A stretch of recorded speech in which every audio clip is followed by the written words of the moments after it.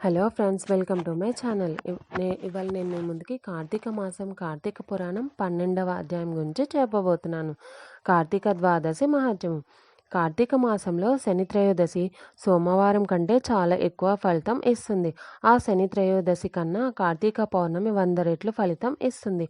పౌర్ణమి కంటే కార్తీక పాడ్యమి 100 రెట్లు అధిక ఫలితాన్ని ఇస్తుంది. ఆ కార్తీక పాడ్యమి కంటే బహుళ ఏకాదశి 1,000,000 రెట్లు ఎక్కువ ఫలితాన్ని ఇస్తుందని పెద్దలు అంటూ ఉంటారు. ఏకాదశి కంటే కార్తీక ద్వాదశి విస్తారమైన ఫలితాన్ని ఇస్తుంది. అందువల్ల బహుళ ఏకాదశి నాడు ఉపవాసం ఉండి గీత, వాద్య, పురాణ పఠనాలతో జాగరం చేసిన వారు అన్ని పాపముల నుండి విముక్తి పొంది వైకుంఠ ప్రాప్తి కలుగుతుంది. ఆ మరుసటి రోజు బ్రాహ్మణులతో పారాయణ గావించినట్లయితే అటువంటి వానికి సకల సంపదలు అభివృద్ధి చెందుతాయి. గంగానది తీరంలో సూర్యగ్రహణం రోజు 1,000,000 బ్రాహ్మణులకు సంతర్పణ చేసే పుణ్యం కార్తీక ద్వాదశి పారాయణం వల్ల కలుగుతుంది. 1000 గ్రహణాలు, 10,000 వ్యతిపాతాలు, 1,00,000 అమావాస్యాలు ద్వాదశి యొక్క 16వ వంతుకు సమానం కావు. హెచ్చు పుణ్యాన్ని ఇచ్చే తిథులు ఎన్నో ఉన్నాయి. కానీ శ్రీ విష్ణువుకు ప్రీతికరమైన ద్వాదశి అన్ని తిథుల కంటే ఎన్నో రెట్లు ఉత్తమ ఫలాన్ని ఇస్తుంది. కార్తీక శుద్ధ ద్వాదశి రోజు శ్రీ మహావిష్ణువును నిద్ర నుండి లేచును. అందువల్ల ఆ తిథి కంటే ఆ స్వామికి ప్రియాతి ప్రేమన్నది. ఒక్క బ్రాహ్మణునికైనా ఆ రోజున అన్నదానం చేసేవారు తమ మరణాంతరము విష్ణులోకము పొందుతారు. కార్తీక ద్వాదశి నాడు ధనదానం చేస్తే ఆ అన్ని ధర్మాల కంటే గొప్ప ధర్మం చేసినట్లు అవుతుంది. పురుషులు కానీ స్త్రీ కానీ కార్తీక ద్వాదశి నాడు పసిడి కొమ్ములు కలదియు, వెండి గిట్టలు కలదియు, పాలిచ్చేదైన ఆవును దూడతో సహా పూజించి దానం చేసినట్లయితే ఆ ఆవుకెన్ని రోమాలుంటాయో అన్ని సంవత్సరాలు స్వర్గాధిపత్యం కలుగుతుంది. ద్వాదశి నాడు భక్తితో వస్త్రదానం చేసినట్లయితే జన్మ జన్మాల పాపముల నుండి విముక్తి కలిగి విష్ణు సాయుధ్యం పొందగలరు. కార్తీక ద్వాదశి పౌర్ణమి పతివత్తులతో కంచు పాత్రలో నెయ్యి పోసి దీపాదానం చేసినట్లయితే 1,000,000 జన్మల నుండి చేసిన గొప్ప పాపాలన్నీ హరించిపోతాయి. ఫలదక్షిణ తాంబూలాలతో యజ్ఞోపవేతాన్ని ద్వాదశి నాడు దానం చేసే ఫలితంను చెబుతాను విను. అటువంటి వారు ఈ భూలోకంలోను మరియు స్వర్గలోకంలో విస్తార భోగాలు అనుభవించి అంతలో వైకుంఠంలో విష్ణుమూర్తి వలె సంతోషపడగలరు. కార్తీక ద్వాదశి నాడు సాలగ్రామాన్ని బంగారు తులసితో పూజించి వేజవేజుడైన సంపన్నుడగు బ్రాహ్మణునికి ఆ బంగారు తులసిని దానం చేయటం వల్ల 4 సముద్రాల వైశాల్యం గల భూమిని దానం చేస్తే ఎంత ఫలితం కలుగుతుందో అంత ఫలితము కలుగుతుంది. అందువల్ల బంగారు తులసి దానము ఉత్తమమైనదని పెద్దలు అంటూ ఉంటారు. దీనికి సంబంధించి ఉన్న సర్వపాపంలో హరింపజేయ నదియు అయినా ఒక కథ చెబుతాను విను అంటూ చెప్పటం మొదలుపెట్టాడు. పుణ్య గోదావరి నదీ తీరాన దురాచారవంతుడైన ఒక వేశ్యుడు ఉండేవాడు. ఆ వైశ్యుడు ఇతరులకు పెట్టడు, తాను తినడు. వాడు తన జన్మలో ఒక్కరికైనా ఉపకారం చేసి ఎరగడు. ఎప్పుడూ పరనింద చేస్తూ పరధనాన్ని దొంగలిస్తూ ఉండేవాడు. వాడొక బ్రాహ్మణునికి అప్పు ఇచ్చి ఆ బ్రాహ్మణుని దగ్గర నుండి ఎక్కువ డబ్బు రాబట్టుకోవడం కొరకు గ్రామాంతరాల్లో నున్న అతని కొరకు ఒకనాడు వచ్చి తనకు ఇయ్యవలసిన డబ్బు ఇవ్వమని అడిగాడు. బ్రాహ్మణుని దగ్గర డబ్బు లేని కారణంగా బాగా యోచించి 1 మాసం గడువు కోరుకున్నాడు. ఎవరైతే అప్పులుంటారో వారు 1 కల్పం వరకు నరకం పొందడమే కాకుండా దేహాంతరంన అతని కొరకై పుట్టి నాకు రుణం అంతా తీరుస్తాడు. ఆ మాటలు విన్న వైశ్యుడుకు కోపం కళ్ళెర్రజేసి, ఓరి మూర్ఖుడా, నా డబ్బు ఇప్పుడు ఇవ్వలేదు ఎడల నిన్నిప్పుడు కత్తితో పొడి చేస్తాను అంటూ ఆ బ్రాహ్మణుని జుట్టు పట్టుకొని లాగి క్రిందకు పడత్రోసి వేదాంగ పారంగతుని చూడకుండా కాలితో తన్నాడు. అంతేకాకుండా తన చేతిలో ఉన్న కత్తితో బ్రాహ్మణుని పొడిచాడు. వెంటనే ఆ బ్రాహ్మణుడు చనిపోయాడు. బ్రహ్మహత్య చేసిన ఆ వైశ్యుడు భయపడి రాజుభటుల వల్ల ఏ ప్రమాదం వస్తుందో అని తొందరగా ఇంటికి చేరుకొని ఏమీ ఎరుగని వలె ఉండిపోయాడు. కొంతకాలానికి ఆయువు తీరటం వల్ల చనిపోయాడు. వెంటనే యమదూతలు వారిని త్రాళ్లతో కట్టి యమలోకం తీసుకొని పోయారు. యమధర్మరాజ ఆజ్ఞ ప్రకారం వానిని రౌరవ నరకంలో త్రోసివేశారు.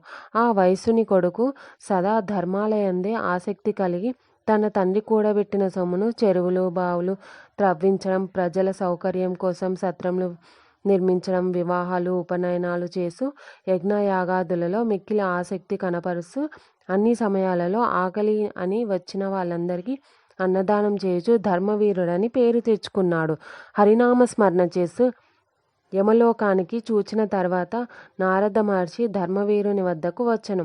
నారద మహర్షి చూచిన ధర్మవీరుడు కంటి నుండి ఆనంద బాష్పాలు రాలుస్తూ సాష్టాంగ నమస్కారం చేసెను. నారద మహర్షి ఆ వయసుని లేవనెత్తి కౌగలించుకున్నాడు.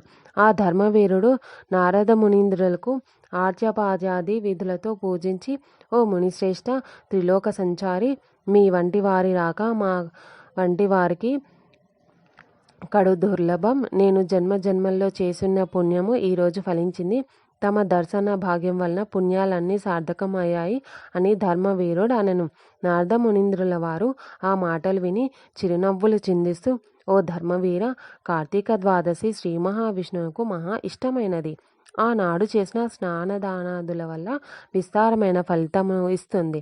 బ్రాహ్మణుడు గాని, భాగ్యవంతుడు గాని, దరిద్రుడు గాని, మునులు కానీ, వానప్రస్థుడు కానీ, క్షత్రియ, వైశ్య, శూద్రులు కానీ, ఆడవారు కానీ ఎవ్వరైనప్పటికీ తులారాశిలో సూర్యభగవానుడు సంచారం చేస్తున్నప్పుడు ద్వాదశి ఆదివారమున సాలగ్రామ దానం చేసినట్లయితే వారి పాపాలు అన్నీ హరిస్తాయి.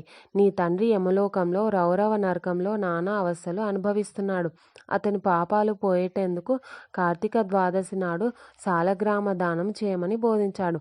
అప్పుడు ఆ ధర్మవీరుడు, స్వామి, బంగారం, గోవులు, భూమి, నువ్వులు మొదలగు దానాలు చేయటం వల్ల ఏ ఫలితాలు ఉంటాయో వాటిని మించిన ఫలితం శిలాదానం వల్ల కలుగుతుందా? సాలగ్రామ శిలాదానాల వల్ల ప్రయోజనం ఉండదని నేను అనుకుంటున్నాను.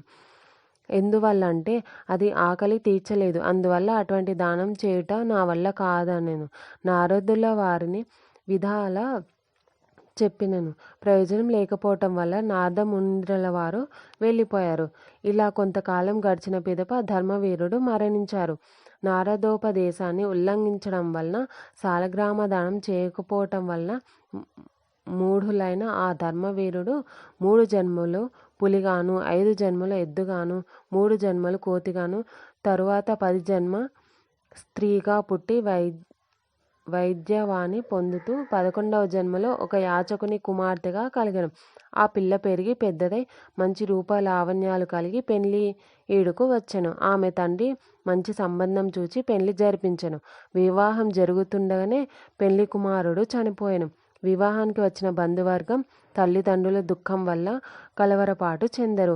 ఆ బ్రాహ్మణుడు దివ్య దృష్టితో ఆ పెళ్లి కుమార్తె ముందు జన్మలో చేసిన కృత్యాలన్నీ గ్రహించి ఆ విషయం అందరికీ చెప్పెను. ఆమెకు జన్మాంతర కలుషహారము, ముక్తిప్రదము, సుఖప్రదమైన సాలగ్రామ దానం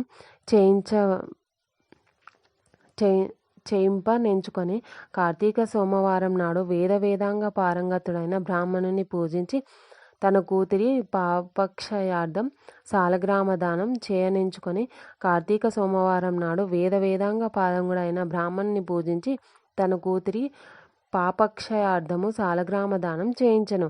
ఆ దాన ఫలితం వల్ల ఆమె భర్త బ్రతికెను. కాలాంతంలో ఆమె మరణించి స్వర్గానికి పోయి అచట కొంతకాలం భోగాలను అనుభవించి మరల ఒక బ్రాహ్మణుని కుమారునిగా జన్మించి జన్మాంతరాలలో చేసియున్న పుణ్యం వల్ల జ్ఞానాన్ని పొంది ప్రీతి కార్తీక సోమవారం నాడు ద్వాదశి యందును సాలగ్రామ దానం చేయటం వల్ల విముక్తి పొందినాడు. యమలోకంలో నరకం అనుభవిస్తున్న అతని తండ్రికి కూడా విముక్తి పొందాడు. ఓ రాజేంద్ర, శ్రీ విష్ణు ప్రీత్యర్థం సాలగ్రామ దానం చేయాలి. దానివల్ల 1,000,000 జన్మాలలో చేసిన పాపాలు కూడా పటాపంచలవుతాయి. సాలగ్రామ దానానికి మించిన దానం మరొకటి లేదు. ఇది నిస్సంశయము అని వశిష్ఠుల వారు జనక మహారాజునకు వివరించి చెప్పెను. ఇది స్కాంద పురాణాంతర్గత కార్తీక మహామధ్య మండలి 12వ అధ్యాయం సంపూర్ణం.